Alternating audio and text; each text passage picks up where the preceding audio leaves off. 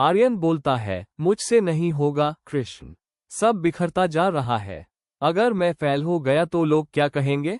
और अगर जीत भी गया तो इतनी भाग दौड़ का क्या फायदा? मैं अटक गया हूँ।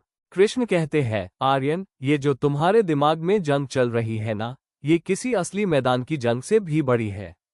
तुम दुश्मन से नहीं, व्हाट इफ, अगर ऐसा हो गया तो, से लड़ रहे हो। आर्यन बोलता है, सही कहा। कभी लगता है सब कर लूंगा, कभी लगता है कुछ नहीं होगा। बैलेंस हाई नहीं बन पा रहा।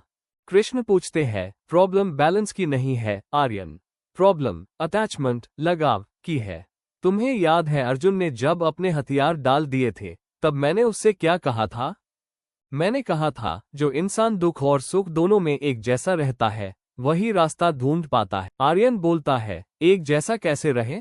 प्रमोशन माइल तो पार्टी बनती है और नौकरी चली जाए तो दुख तो होगा, है ना? हम इंसान हैं, रोबोट नहीं।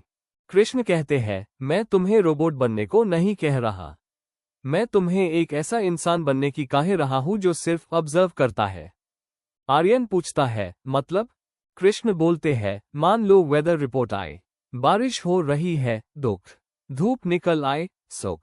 क्या तुम बारिश को देखकर रोने लगते हो? नहीं, तुम बस छाता, अम्ब्रेला निकलते हो। तुम मौसम के हिसाब से बदलते हो, पर अंदर से टूटते नहीं हो।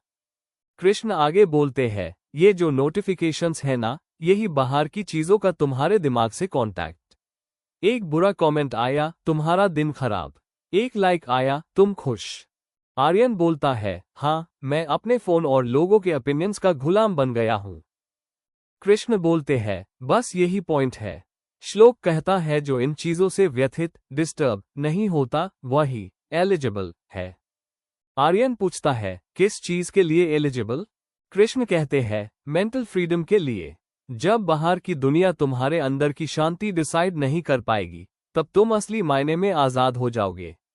आर्यन पूछता है, तो सॉल्यूशन क्या है? सब इग्नोर कर दूं?